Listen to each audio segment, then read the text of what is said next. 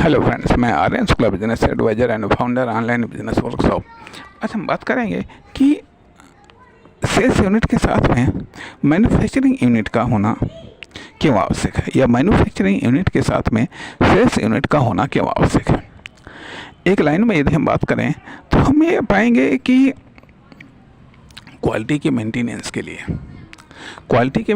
के लिए sales unit के साथ में मैन्युफैक्चरिंग यूनिट का होना आवश्यक है, और प्रॉफिट के मेंटेनेंस के लिए या इनकम के मेंटेनेंस के लिए सेल्स यूनिट के साथ में मैन्युफैक्चरिंग यूनिट के साथ में सेल्स यूनिट का होना आवश्यक है। अब यह इन संदर्भों में ये बात करने का हम प्रयास कर रहे हैं कि यदि आपके पास में सेल्स यूनिट है और उसके साथ में यदि मैन्युफैक्चरिंग यूनिट है, तो नंबर एक पर तो आपको दोहरा लाभ प्राप्त होता है। मैन्युफैक्चरिंग के भी लाभ प्राप्त होते हैं, दूसरी चीज़ आती है कि सेल्स के भी लाभ प्राप्त होते हैं।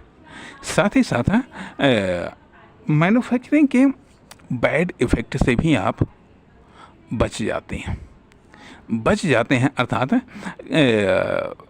ये कहिएगा कि मैन्युफैक्चरिंग बिजनेस, अर्थात अब यहाँ पर दो चीज़ें हम प्रकाश डालना चाहेंगे कि एक होता है मैन्युफैक्चरिंग बिजनेस, दूसरा होता है सेल्स बिजनेस। तो अभी फ़िलहाल हम आगे चल कर के हम इन दोनों के बारे में बात करेंगे, लेकिन अभी हम इसी बारे में बात कर रहे हैं कि मैन्युफैक्चरिंग यूनिट के साथ में सेल्स यूनिट का होना आवश्यक है।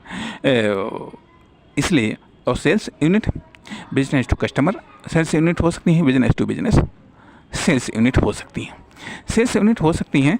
तो इससे जब आपकी मैन्युफैक्चरिंग यूनिट है और उसके साथ में आपकी सेल्स यूनिट है तो इससे जहाँ पर आपको सेल्स के लिए विशेष कंप्रोमाइज़ नहीं करना पड़ेगा। यदि आपके पास में सेल्स यूनिट नहीं है तो आपको सेल्स के लिए कंप्रोमाइज़ करना पड़ेगा।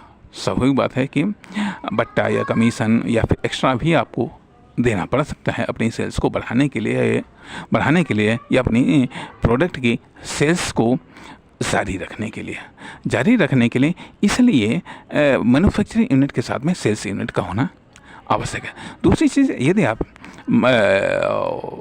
सेल्समैन हैं, अर्थात सेल्स बिजनेस में हैं, तो अब यहाँ पर यह भी ज़रूरी हो जाता है कि यदि आपके पास में जो आप बेच रहे हैं उसकी यदि मैन्युफैक्चरिंग यूनिट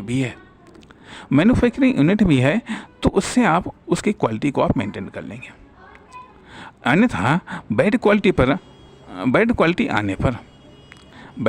आने पर स्वाभाविक बात है कि कस्टमर आपसे अलग जा सकता है। यदि उसको बैड क्वालिटी में प्रोडक्ट मिला या रेट ज़्यादा बढ़ करके मिले तो हो सकता है वो कस्टमर चला जाए। इससे कस्टमर के रूप में जो एक सोर्स ऑफ इनकम है वो आपका जा सकता है। हालांकि जितनी चीज़ों को आप बेचते हैं, स्वाभाविक बात है कि उन सारी चीज़ों के मैन्युफैक्चरिंग यूनिट आप नहीं डाल सकते हैं या उनका मैन्युफैक्चरिंग नहीं कर सकते हैं। साथ ही साथ कुछ चीज़ें आप ऐसी भी बेचते हैं तो जिनकी अपनी मार्केट है, जिन्होंने खुद अपनी मार्केट बनाई है, आप उन प्रोडक्ट को आप बेचते हैं। लेकिन साथ ही साथ यह भी ज़रूरी हो जाता है कि जैसे कि मान लिया आप कई सारी चीज़ें आप ऐसे भी बेचते हैं जिनकी मैन्युफैक्चरिंग यूनिट बनाने में बहुत कास्ट आती है। जैसे कि मान लिया आप यदि चीनी बेच रहे हैं तो चीनी की फैक्ट्री होनी चाहिए, या कार बेच रहे हैं तो कार की फैक्ट्री होनी चाहिए, या आप कोई ट्रक या बस बेच रहे हैं तो उसकी भी फैक्ट्री होनी चाहिए। ऐसा नहीं है। अर्थात जो बात हम कह रहे हैं वो कुछ सीमित संदर्भों में ये बात कह रहे हैं। तो लेकिन यदि आपके पास में इस प्रकार की मैन्युफैक्चरिंग यूनिट है, स्वाभाविक बात है कि उनकी सेल्स यूनिट होनी चाहिए। लेकिन क्वालिटी के मेंटेनेंस के लिए और प्रॉफिट के मेंटेनेंस के लिए ये चीज़ें ज़रूरी हैं। तो इस पर और भी बात करने की आवश्यकता है और इस पर और भी विचार करने की आवश्यकता है। धन्यवाद, नमस्कार।